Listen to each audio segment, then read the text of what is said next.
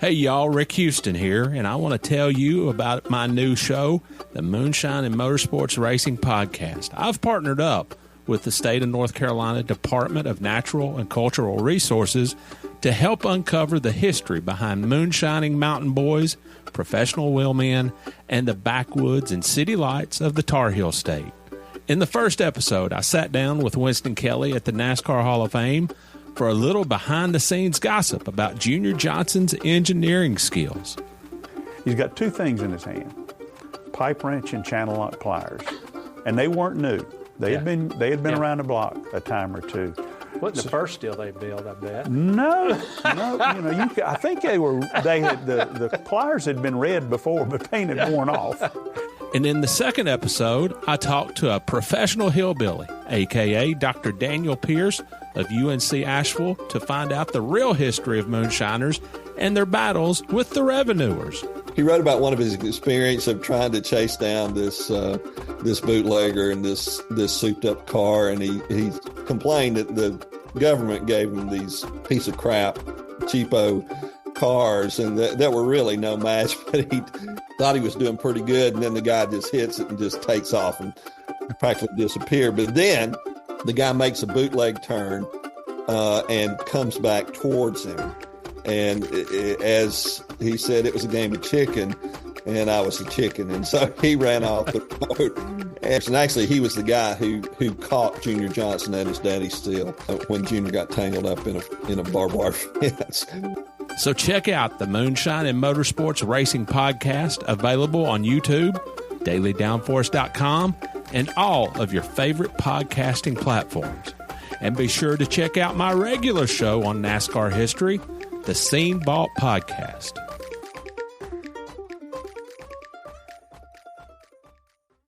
Eric Estep here. One of my favorite parts of being a NASCAR fan is collecting diecasts. It's how I got my start on YouTube, actually. To me, a room is not complete until it features shelves of NASCAR diecast cars. It's as good a time as ever to continue your collection or begin an all-new one by pre-ordering your favorite driver's 2022 next-gen diecast at lionelracing.com or at any authorized Lionel retailer. Lionel is the official diecast of NASCAR, and don't miss Lionel Racing's NASCAR Authentics diecasts at a Walmart or Target near you. Not only is Lionel the official diecast of NASCAR, but they're also official supporters of the Out of the Groove podcast network. So what are you waiting for? Head to lionelracing.com to order your favorite driver's 2022 diecast.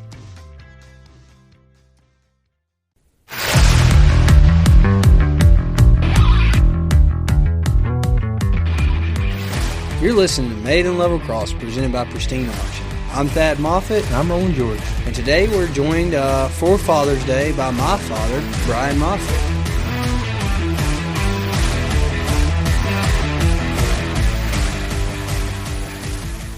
Thanks for coming on the show, Dad. Thanks for having me. This is going to be good. Yeah, this should be entertaining for sure. I know Roland has a lot of questions for you. I got a lot so far. I mean, we've had some awesome guests, but Harrison has been one of the most entertaining guests, and he's got to get it from someplace, and I'm assuming it's your dad. So welcome to the show, sir. Thanks for having me. Yep. Glad to be here. Is this your first podcast ever? No. Oh, dang. He's a seasoned veteran at this. What other podcasts have you been on? Thad had me on Some Kid twice. Some Kid. I don't know. The Some Kid podcast, apparently. He did Harrison, too. Oh, the Casey Campbell podcast. Casey Campbell. Yeah. Oh, I don't know who that is. Casey Campbell. I got excited thinking you said Casey Kane. No. Casey Campbell. Okay. And I've not necessarily been on podcasts, but I've been on Sirius Radio a number of times. Yeah, who cares? Nobody listens to that. Made in Level Cross is way better. This is the number one. This is the number one rated show. Yeah. In Pakistan or something. All right. Well, like Thad said, coming up on Father's Day, so glad to have Brian on. God, we got to start from the beginning because I'm curious. There's a lot of things that I don't personally know, but I'm going to ask some hardball questions, Thad, to your dad. Okay. Go ahead. Well, first of all, I have met, I think, all except one of your siblings, and your brother Tommy has told me a little bit about you guys. He says you and Steven were the most troublesome siblings he's ever had, but he loves you guys. But tell us where you come from, right? Where were you born, raised, siblings, mom and dad situation, Let's learn about you. So, if you've met Stephen and you've met Tommy, what other siblings do I have? That That's you have? it. I thought you had a sister. No? No. Yeah. I don't know what I'm talking Yeah, about. you're making stuff up now. That's it? 3 boys?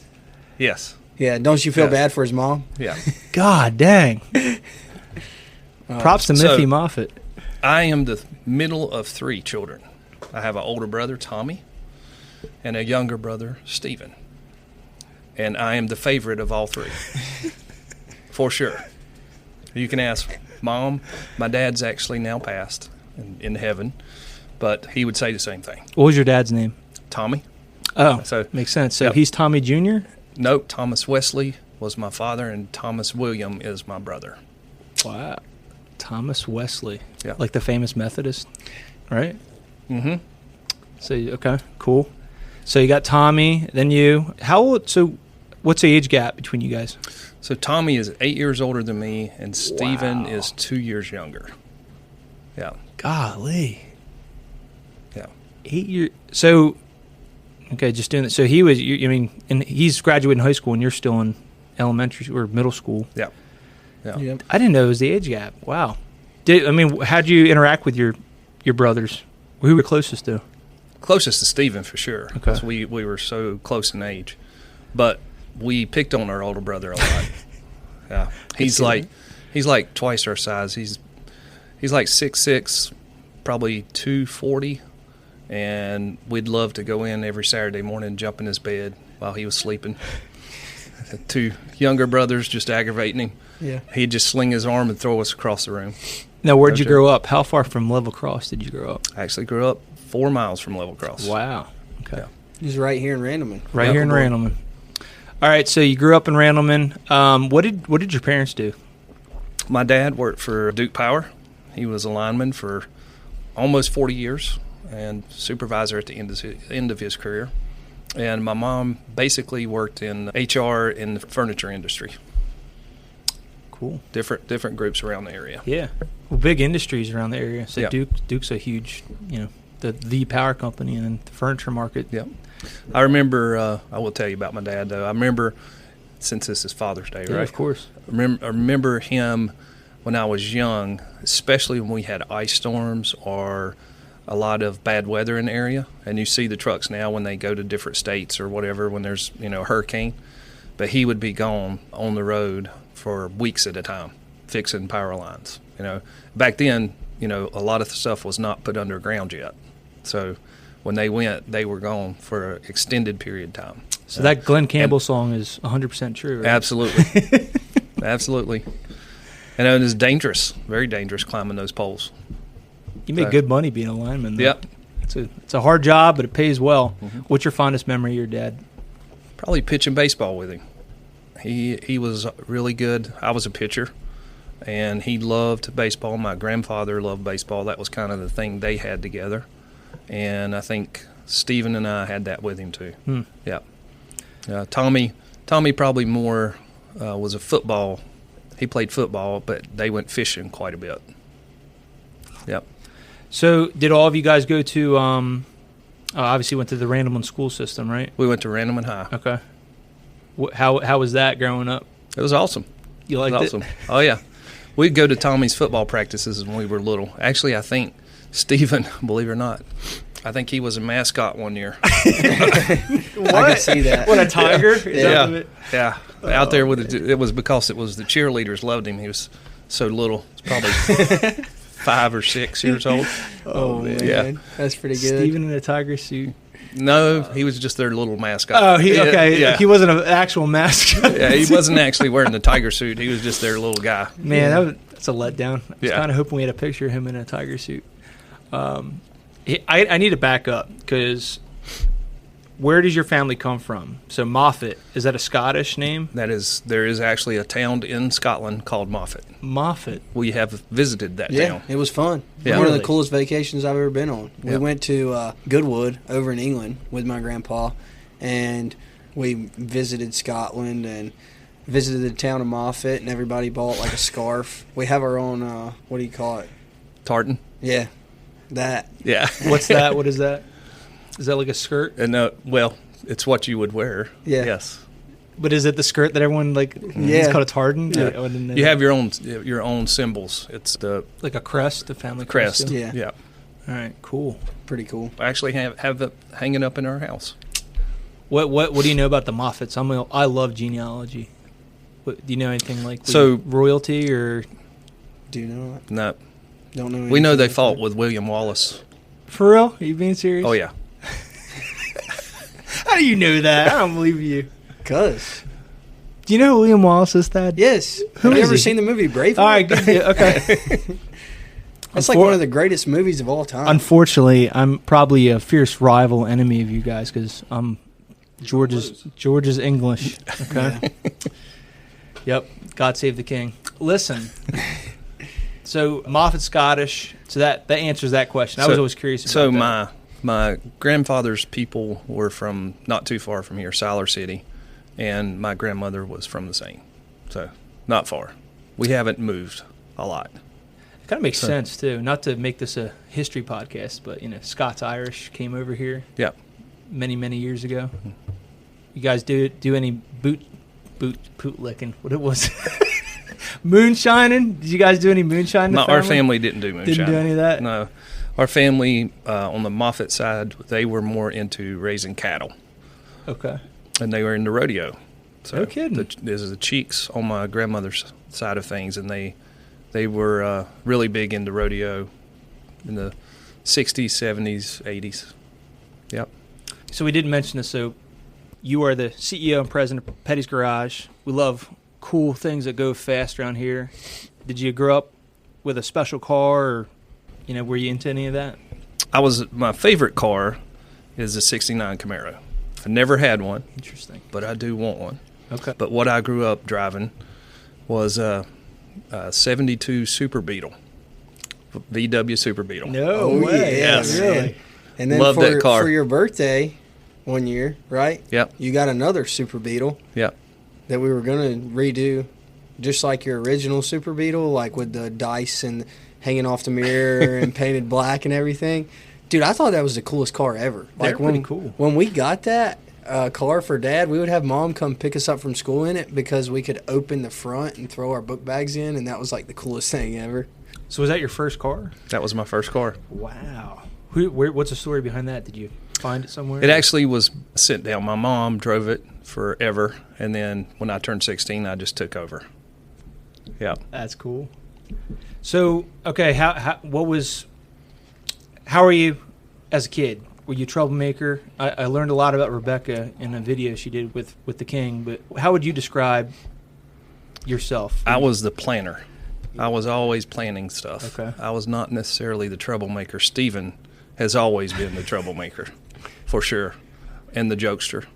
I was always the one that kind of thought ahead, what's coming next and where do we go. So you're a good student and all that? I can't say that I was a good student. Okay. Didn't like school didn't much? like school. I didn't like school until I got to college.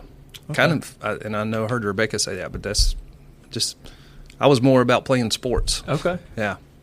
Then Being with friends. You played a lot of baseball, you said? Played a lot of baseball. Okay. Any football? Played football and basketball, so I did all three. Did all of them. Yeah. Jeez. Did you ever have any interest in racing? Or was that kind of... No, Okay. I didn't, but before the Richard Petty driving experience existed, it was called NASTRAC. And Richard actually became an owner when Rebecca and I were dating. Have you ever heard this? No. And this is the year he retired in 1992. So in November, I think it was actually Veterans Day, November 11th, he allowed me to go to NASTRAC. They were literally weeks from changing the name to the Richard Petty driving experience, but it was NASTRAC. And at that time, all the drivers that showed up were Saturday night, Friday night late model drivers, right, trying to make it into the big leagues. I had never been in a car, never been in a race car at all.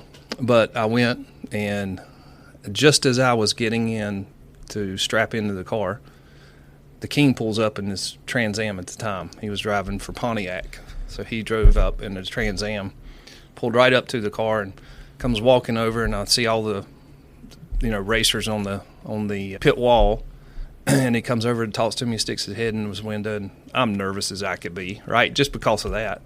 But I saw the guy's lips on the wall say, "You think that's a new driver's going to replace him?" Right, because he had already made his announcement 3 or 4 weeks ahead of that. So I go out and I do my first 10 laps.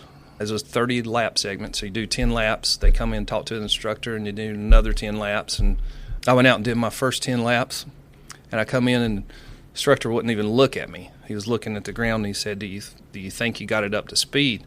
I said, well, I think I did down the backstretch. And he just looked down and shook his head.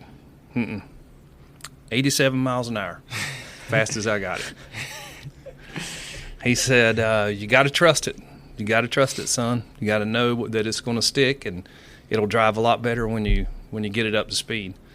So literally the next set of 10 laps I went out, I actually got it up to 165. Oh. So it was just like double overnight just by hearing him say you got to trust it. Yeah. And they had it assumed that I had been in a car, right? I didn't tell them. So definitely different, and so I've done the driving experience a number of times and enjoy it. I don't know how any of these drivers, including Thad, do it on a regular basis. There's a lot more to it than people totally realize. A lot more mentally to it than folks realize. Absolutely.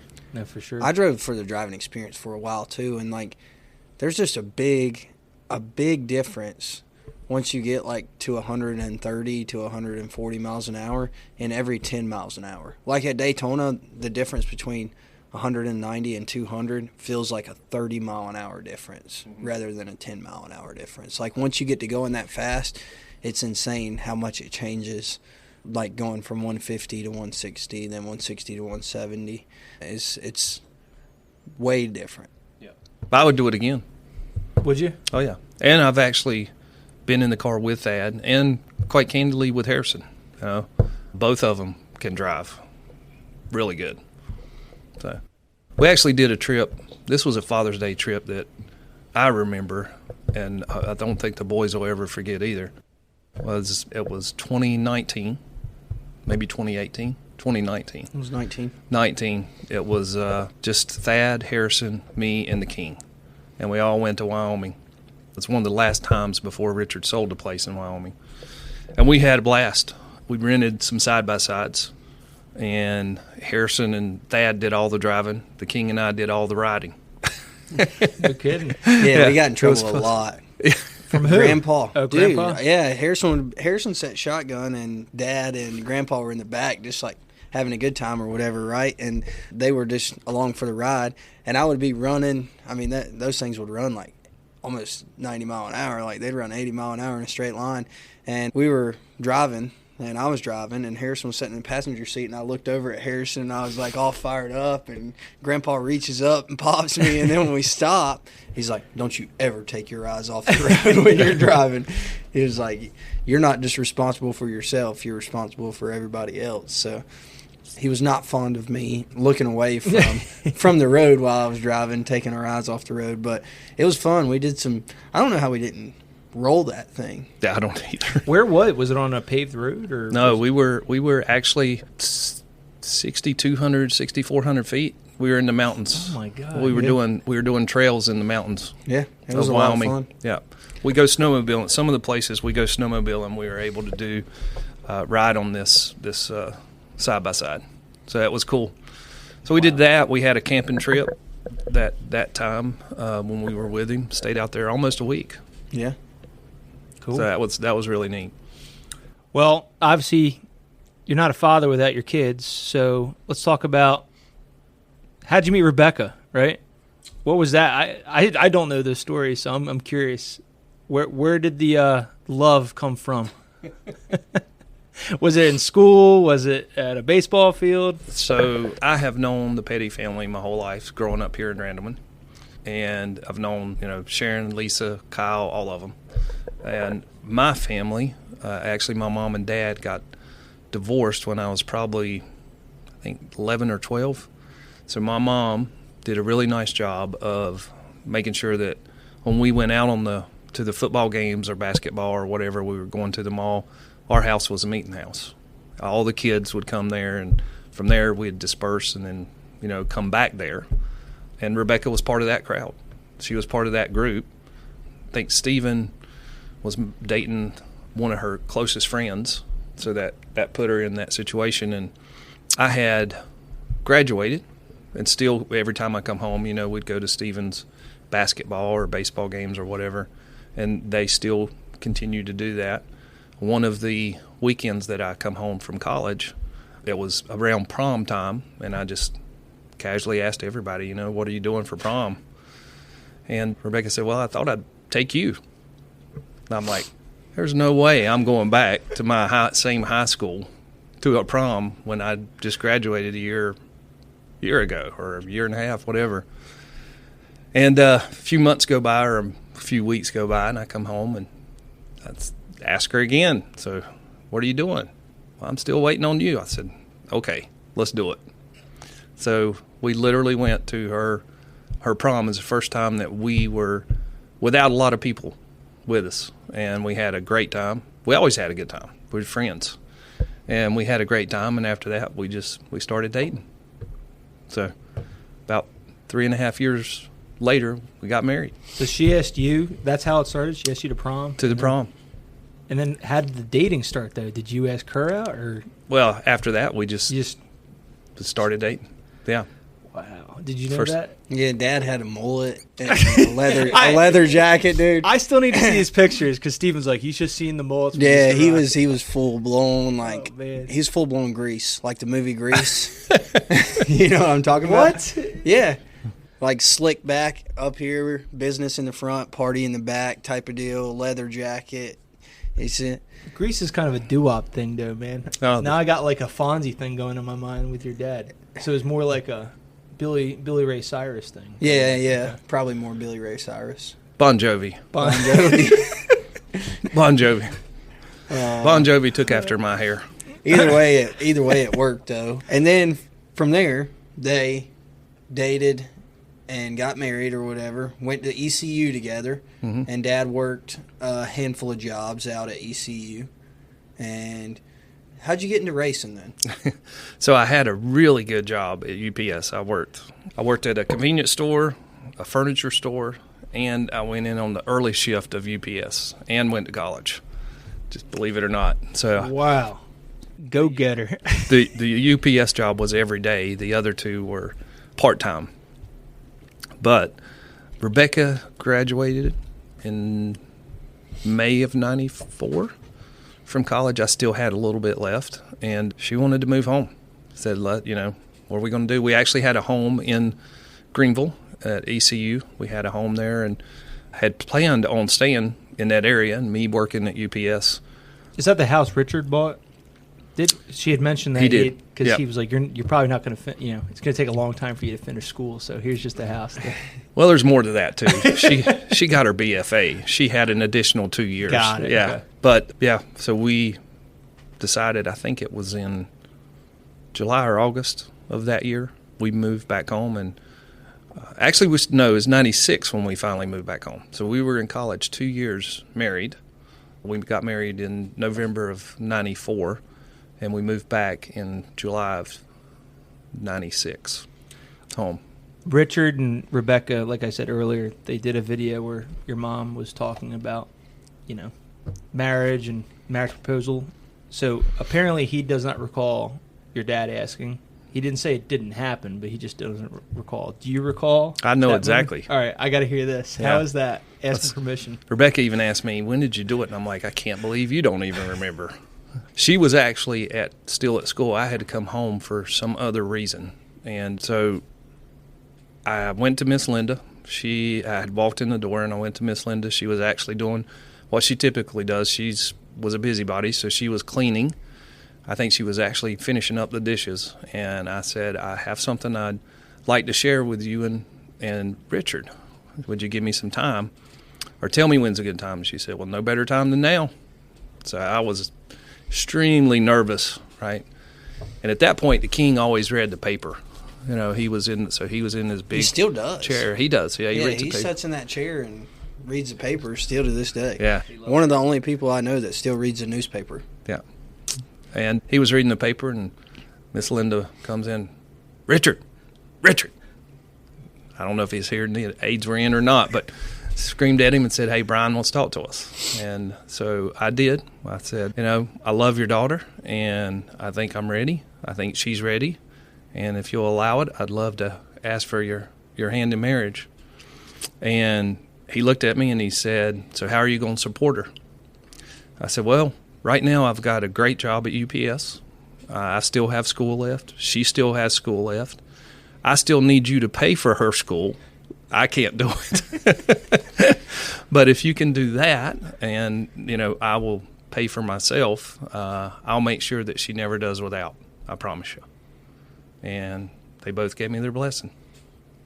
Okay, bud. Yeah. Okay, buddy. Okay, buddy. Wow. And then how was the ceremony? Was it memorable? Definitely it was memorable.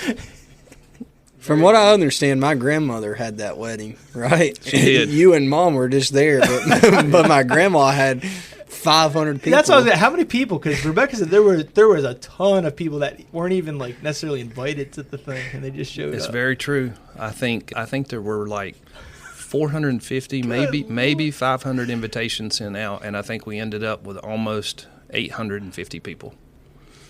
And it happened in the front driveway of their home. They had a big tent out there. It was great. It was a fun time. I don't know that I met all 800 people that day, or Rebecca did either, but it was a lot of fun. Kyle actually sang during the wedding, so that was pretty cool.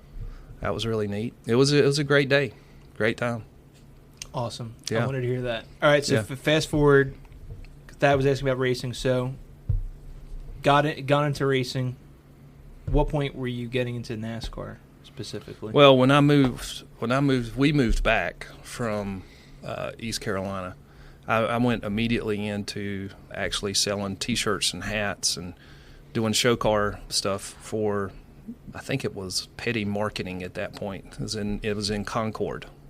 So we moved back and actually went to the lake house and lived there for a while. And I worked in Concord. Richard had his own screen printing, T-shirt company, and show car and events company, and that's where I started. So just kind of worked my way up from that. Went into sponsorship sales, and then eventually the CEO. For Petty Enterprises, though. Correct? For Petty Enterprises, Richard Petty Motorsports. Okay. Yeah. Wow. That was a cool ride then. Yeah. It was right at the peak when the sport was really getting ready to take off, right? So I've seen all of that happen, and I've seen it dip in, 2008 when the economy crashed, and then, rebound again. So this is a great time. Wonderful experience, not just being with the Pettys, but learning all the different sponsors. I mean, we've had phenomenal partners over the years, phenomenal partners, not just STP, but General Mills, one of the first ones to join us big time. That was awesome. Yeah. It was like unlimited Lucky Charms and Cheerios. Yeah. Put bugles on every single one of my fingers and eat them. We had Coca-Cola, Mr. Pibb. Yeah. And it was all back there in where the body shop is, the back of the body shop was all General Mills Coca-Cola products. So when we came in, all the kids would go back there, and they used to do pit practice behind this place. So we'd pick up lug nuts for a little while until we got hungry, right? And then we'd walk up there, and we would have bags of bugles just opened, every single flavor. Chex Mix. I mean, we ate. I don't even know how many Cheerios I ate when I was a kid. That was breakfast, lunch, and dinner. Yeah. But it was really cool when we had that here. But you're right, we have always had some great partners over the years, and still continue to have great partners today. Yeah. Yeah, that was like a 10-year. Was it around 10 years you guys had General Mills? We had them 11, 12 years. Wow. 12 years. We had Hot Wheels at that time. Kyle was able to do a great job for Hot Wheels, so that was really cool. You had General Mills, Hot Wheels, and Sprint as Adam was coming along. So Sprint started out as Spree, a prepaid phone card, and we had 999,000 minutes of prepaid card on one of those cards. So this is This is probably dating all of you. You probably don't even remember that. I remember don't. phone cards, though. I don't. I definitely remember phone cards back in the 90s. There's been smartphones around for pretty much my whole life. Yeah. So No, I remember when we would travel, my mom would always give me a prepaid phone card, so when I could go to payphone, and I remember those days. I do remember the BlackBerry Dad had growing up, the little BlackBerry. Yeah. You know what I'm talking about? It's like 04 or 05. Yeah, I remember that. Golly. So, okay, let's get to the root of it, though, because we're celebrating Father's Day. So you had 3 kids, three wonderful kids. Helen's the first one. We got to get her on the podcast, right? But how was that experience? First child. Obviously, you were excited. I would hope you were. But what was that like? He was so excited about filming Harrison's birth that he forgot to film it. He recorded the whole time and it had no film. Yes. Recorded Who, Harrison or Helen? Harrison. Harrison. Yep. That's true. Very true. So with Helen, it was just your first is always so different, right? You're scared, you're nervous, you're wondering, how am I ever going to take care of this precious thing, right? And so it was awesome, but having Helen, Rebecca and I everybody doted over her, because she was, the first grandchild, since Maggie, maybe. And so all the other kids were, in like 5 or 6, at least in the Petty family. So she was spoiled, rotten. Adam absolutely adored her, and he fed her all the bubble gum she could ever take, which totally upset Rebecca because she really shouldn't have had bubble gum at 1 year old. So she was a lot of fun. And then, of course, when we had Thad, it was wonderful too. We, believe it or not, had just lost Adam not too much before that, so it was kind of special having Thad in that same year. And then a couple years later, we had to Thad's point, we had video cameras back then, right? That the big box ones that you put on your, almost like they still do on TV, right? Hold on their shoulder. And so when Harrison come around, I literally had filmed for 3 days in the hospital, everything. Everybody that come in to see, Helen or Thad, and of course everybody's doting over them because here's this new child. And then Rebecca and I go to leave. I had Helen on my shoulders. I had Thad in my one arm, and Harrison was in a basket. So we were like, hey, we can do this. There's 3 young kids, and we can make this happen. We can get to the grocery store and do what we need to do or whatever. And she said, I've got to video this. And she was in the wheelchair because they were wheeling her out. She's like, I want to do this. And she started filming.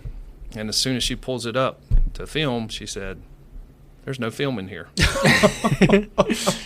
So for 3 days, Dad was taking care of everything and totally forgot to put That's awesome. the video camera or the Harrison turned out to be the favorite. Yeah, for sure. No question. It's always the youngest. Harrison, Mom's favorite. Yeah. Helen's probably Dad's favorite. Then there's me. This is you. And then there's Dad. But I think it all worked out. Yeah, we had a great childhood, really, growing up. Obviously, Dad was working his way up to the CEO level at that time, so he was on the road a lot growing up. But we got to spend a lot of time with my grandma and with my mom. Grandpa and Dad and uncles were all on the road. Travis and Trent were working, so we would be with Aunt Dawn. But it was like all the moms would get together every weekend and take care of all the kids. And so, I look back very fondly on the time that we spent growing up with my mom. And then when you got to come around, it was like a bonus. We spent a lot of time. You talk about you and your dad throwing baseball. We spent a lot of time throwing baseball in our front yard too. And there was a basketball goal that I'm pretty sure that Adam had something to do with. He put it up at our old house right before I was born. Mm-hmm. And that's kind of where we spent a lot of our time when you were home. And we had a dirt bike track in the backyard too that we spent a lot of time on. So it was awesome growing up with with all the love and support that we had, and getting to go to the racetrack and spend the time at the racetrack with you and Grandpa and everybody else was a lot of fun too. A lot of times Rebecca was used to this because of her mom and traveling all the time. So whatever sport the kids were in at the time, especially in the summer and fall, we'd always do, even if we were on the road. I don't know if you ever remember, you wanted to be a catcher at one point. Yeah. At Bristol. We went and found a baseball field. Yeah. Out in the middle. We always did, yeah. Yeah. We always, and when we went, it was kind of cool because, like, you got to be a normal kid too, right? Like, growing up, when we went somewhere, it wasn't about just a race. Yeah. Like, we rode in the Pocono Mountains on, like, little Segway things and zip lines, and, like, we went to Bristol and played baseball. We did water parks almost everywhere we went, I felt like, when I was a kid. But, like, it wasn't just about the race. Like, you still got to be a kid at the same time too. So that y'all did a really good job of doing that as parents, about not just making it. I think that's why I loved racing so much, because it wasn't just always, like, that was it. Like, it wasn't shoved down your throat. Like, we got to go out and do other things too. Right. Well, to kind of wrap things up, I've got some questions for both of you, okay? Okay. So they're the same questions, but I'll start with that. What's been the most frustrating thing about your dad? Like, what? There's a reason I'm asking all this too. Have you ever been so frustrated with your dad? I've been frustrated with him for sure. Now that I've gotten older, it's frustrating that he's right most of the time. That's wisdom, baby. It's very frustrating that most of the time he ends up being right, because it's like, man, I really wanted to win that one. Yep. Or not that it's even a competition, but I really felt like I was right there. And then Dad never really says I told you so, but he probably thinks it all the time. How about you, Brian? When have you been most frustrated with that? I don't know. I don't know that I have, as he's matured.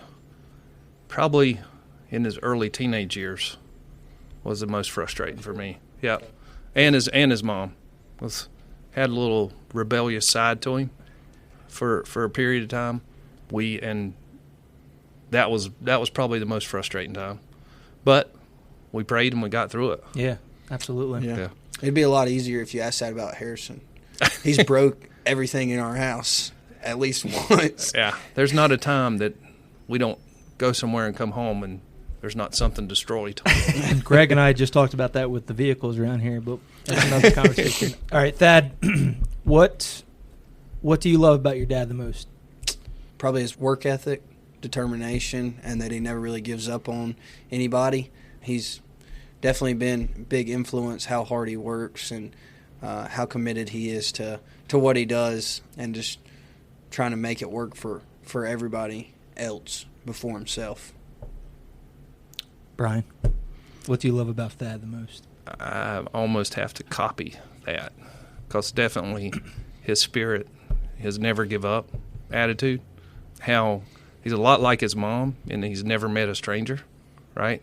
Everybody that is around Thad or knows Thad loves him, you know. Definitely that never give up spirit and work ethic. I mean, gosh, we were waking up at 6 in the morning when he was 14 years old, driving him to a race shop so he could work, because he knew about 14, 15 years old, that was what he wanted to do, was race. And his grandpa said, kind of like he said to everybody else, if you're going to do it, you need to know how to work on the cars. You need to know how to build them, and you know how to tear them down, and you need to understand what it takes. And he went to work for some guys in Mooresville, and we would drive him over every morning. So can't beat that. No, somebody asking can't. for it.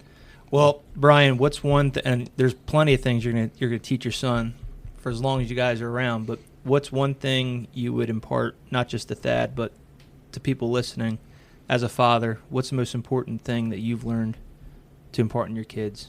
Is there anything, like, I always ask Dad, like, any words of wisdom for the end of this podcast, but what kind of words of wisdom you have for people out there and for Thad right now in this moment?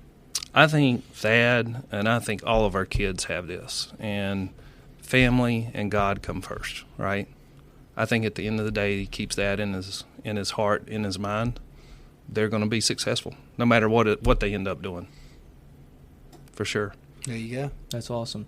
Well, I'll say one thing about you guys. It is the most special feeling being around you guys. You guys are such an awesome family. You make everyone that works with you, that hangs around with you, feel like family. So it's real.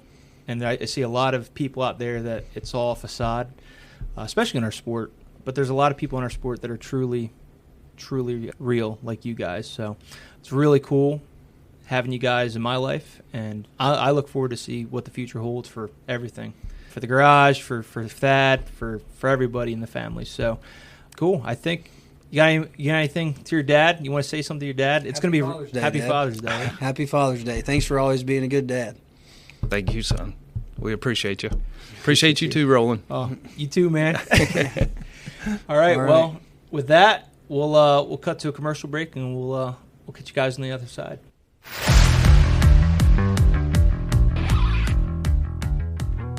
Pristine Auction is the most trusted sports memorabilia and collectibles auction site. Auctions on pristineauction.com start at just $1, and each day, thousands of signed items are available. So you win signed, authentic items at affordable prices. Every item on pristineauction.com comes with a certificate of authenticity from the industry's most reputable authenticators. PristineAuction.com is your one-stop shop for all authentic signed die-cast, helmets, trading cards, photos, and so much more of your favorite drivers. I've got my eye on a 1959 Daytona 500 inaugural ticket, and I don't know if you know this or not, but my great-grandfather won that race. I don't know if you know this or not. That was the exact item I was going to pick. Oh, you copycat. You are a copycat. Yeah. Well, upgrade your collection today and get $10 off your first win using registration code THAD. Again, that's registration code THAD for $10 off of your first order. Links are in the show notes. Hey race fans, summer's almost here.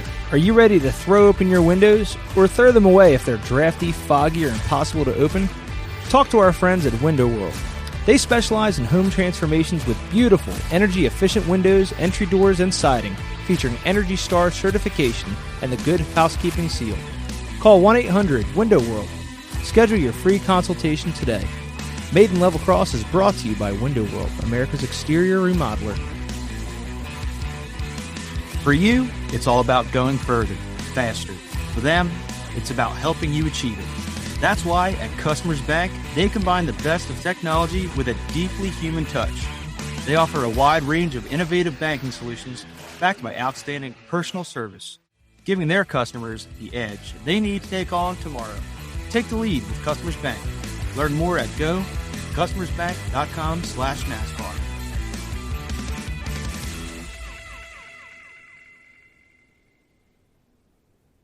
Well, that was fun, talking to your dad. Yeah, always fun.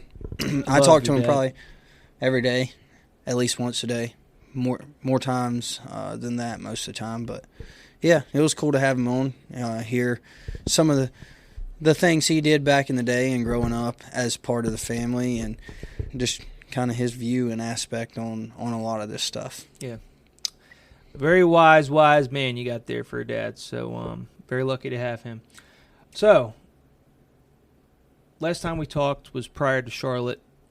Kind of want to forget that weekend. That was probably. You okay? You feeling okay? Yeah, that was probably the hardest I've ever hit in my life. That was pretty bad. Yeah, the 18, I guess, he spun, and you guys love each other. He got tagged. And Tyler. Yeah, he got tagged by somebody, and Texas, and then Charlotte, and then you were pitting right in front of him.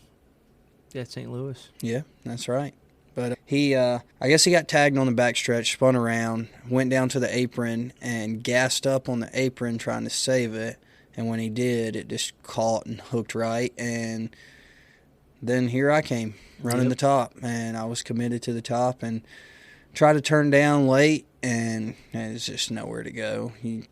When stuff's happening that fast. But it actually coned, like, the bolts on my seat. Like, my seat moved forward quite a bit, steering wheel bent. It was, definitely the hardest I've ever hit. And I got a few private messages post-race. Jim messaged me, but I had a couple other fan club members message, first asking if you're okay, but they're saying, is there any cool sheet metal right? And the answer is no. So NASCAR confiscated that truck because of safety issues. Nothing that the truck wasn't itself unsafe. It was just from the crash. The windshield came out, which is no good. The window net was cut, and if you look, it's because of Tyler's spoiler that cuts that. But the biggest concern was your Hans device cracked, right? Yeah. That's no good. Can't have that going. So, where is it? Is that truck back in East, or is NASCAR? Well, it is. It is back at the shop now. Like you said, we kind of want to forget it and move on. But Charlotte wasn't all bad. We had our friends at Customers Bank there, Yeah. Caitlin and everybody else there. It was awesome to see everyone from Customers Bank there. We hadn't seen a couple of them since Daytona. Yeah. So we were hanging out with them. They had a great time. Got their hood signed. Yeah. You and Me your and Grandpa went Yeah. up and hung out with them there on I didn't even know there was Pit Road Suites at Charlotte. And so when they said Pit Road Suites, we had to go find them. But yeah, it was really nice to have Caitlin and the whole Customers Bank crew there in Charlotte. I think it's a big market for them, and I think everybody had a good time. It's unfortunate how it ended. It was a lot of fun having the whole crowd there and doing the pit tours and getting to meet all the great people, all the great men and women that work at Customers Bank, and we always look forward to getting to spend time with them. So, yeah, it was cool to have them on the truck and the reverse scheme of what we ran at Daytona. I think, I don't know why, I just really like that truck. Like, it's simple, plain looking with the neon roof number. I just think it looks so good. Which one do you like more, though? Do you like the dark blue on the top, or I'm partial to the light blue one, but I like that one too. I like the dark blue, but I think you should do like a night scheme, day scheme deal, like where you run the light blue, because it is kind of difficult to see without that neon number. You wouldn't see me. I really couldn't see you. At night. But big shout out to Customers Bank, Caitlin. We love you. Have a great time each time we see you. And here's the next time. We're trying not to get in trouble with you guys when you're on the trucks. Thanks for sticking it out with us. And then we went to St. Louis.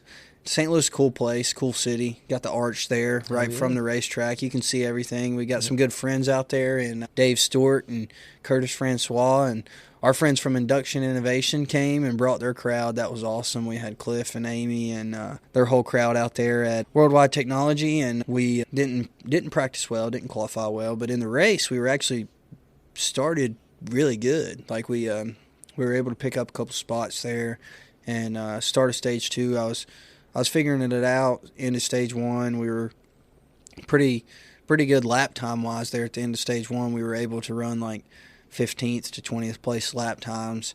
Then there in stage 2, we started off, and seemed like it was caution after caution to start stage 2, but we definitely had a lot more speed. We were able to get inside of 3 a couple of times, and the broadcast didn't show it, but you're making some sexy moves. Man. Stevie was saying, "Ooh, that was nice." We were making some moves on the inside and outside, passing cars, and drove off into turn 1, and the brake pedal went to the floor. So we had another brake failure early in stage 2. Well, we need a brake sponsor. It was like midway through stage 2, I believe.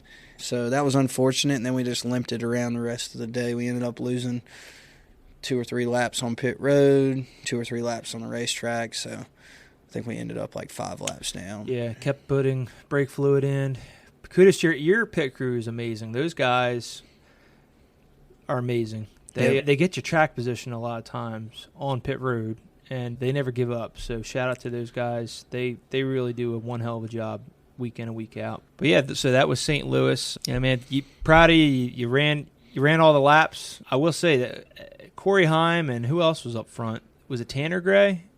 Taylor? I get who drives the Dead on Tools deal? Tanner was up front, and that Dead on Tools truck looked pretty racy. But Corey Heim ended up scoring the win, so congrats to him. And got to spend some time after the race with Connor Mosack. But the best time we had was with all our friends of Induction Innovations. Amy and Cliff were there. Love you guys. They're just like all of our sponsors are like one big happy family. It's really cool when they get to come to the track. They were celebrating or kickstarting their 25th anniversary celebration, so you got to kickstart that off for them, which is really neat. The truck, those silver trucks, man, between your Darlington truck and that truck, I thought Yeah. Really cool looking. Yep. That was definitely a good looking truck, and it actually ran well for the first 2 stages of the race. I feel like had we been able to finish this whole race out, I feel like we definitely could have ran top 20, maybe even top 15 if we'd been able to go the distance and keep our brakes on it the whole time. But with the circumstances we were dealt, I think we made the most of it.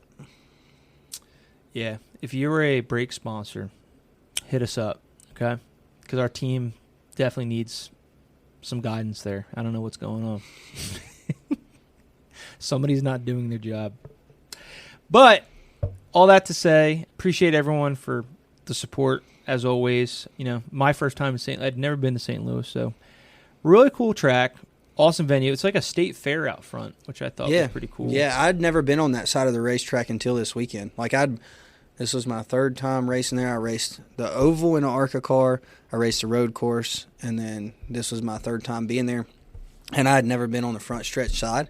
But the front stretch side, Worldwide Technology and Curtis and the guys out there do a great job of including the fans. Mm-hmm. If there was a fan walk, there was a fan zone basically in our garage. The fan zone in the garage, between that track, and I haven't been to all the tracks, but I've been to enough. That track and Phoenix are fantastic when it comes to fan interaction. That's what I saw that. We did the autograph session, and people were able to walk into the Cup garage. Like, it was very interactive with the fans, which was cool for us, and getting to meet some people. I even got to meet some little kids that go-kart race there in the infield. So that was really cool, getting to meet those little kids, and wish them the best of luck in their future endeavors in racing. But I think that, it's a cool place, a neat racetrack. St. Louis is pretty cool as far as the racetrack goes. We shift down on one end of the racetrack, and then the other racetrack or end of the racetrack feels like you're turning forever, and it's flat, and you're sliding all over the place. So it was fun. That was the first time in the truck, other than the road courses, that I've shifted like on an oval. So you downshift to 3rd and upshift to 4th every lap in 1 and 2. So you figured it out, because Christopher Bell obviously did something where his engine cut out. I don't know. I don't know. He downshifted by accident, or I don't know if it was a bad shift or if it just heartbreak for him and for Blaney for sure. But the craziest thing I saw at St. Louis was Christian Eckes' baked alligator. Did you see that? Yeah. What was up with that, man? He was eating an alligator wrapped in bacon. Yeah. That looked pretty dang good. We saw that whole crew. I think Paige got some photos of that poor alligator, man. That that delicious alligator. That looked Do you think awesome. It was good? Oh yeah, I've had alligator, man. I mean, I have had like the fried bites, but like that thing, like it still had the head on it and everything. Yeah, it's just like a turkey, man. You don't eat the head or the feet. It's a presentation. But Christian's one lucky guy. I don't know how he. We gotta do something big like that. Yeah. What kind of animal would you like me to bring? Duck, right? Duck. Wrapped in bacon. Wrapped in bacon. You hear that, Joey? Bacon wrapped duck. That sounds amazing. Well, we got a couple off weeks, so we got some time to reflect, to learn. Oh, you did something pretty cool last week. What did I do last week? Aren't you doing some late model racing? Oh, yeah. I forgot about that. Yeah. So we're headed off this weekend to Carteret County to run I think it's the end of the school year night. It's like a 150 race out there. So our race will be 60 laps on Saturday night in Carteret County. I'm going with some local guys here in Level Cross. Sonny, right up the street, that owns a Charger car, was kind enough to get the car ready, and he's going to take it out to Carteret County, and we'll race this weekend. Hopefully we can add a couple more of these races in throughout the year. This was kind of a last-minute deal, but hopefully we can let you guys know more about what we're going to do as far as late model racing and Charger, Challenger, and limited late model throughout the rest of the season. Exciting stuff. So if you're in the area this weekend at Carteret County, it's like, what is it, like a 3-hour drive from here? Yeah, not too bad. Jim Boyle, round up the boys and the girls. Head down there. Cool. So, yeah, that's all we got for this episode. I hope you enjoyed talking to Brian Moffitt, Dad's wonderful father. my wonderful boss. Any departing words of wisdom for the fine folks out there? Yeah. Tie your shoes and brush your teeth. Tie your shoes, brush your teeth. My parting words of wisdom is check your brake hoses before you put them on a race car. That is also a great point. But we appreciate you all listening, so be sure to like and subscribe and follow us and do all that great stuff on your favorite streaming platform.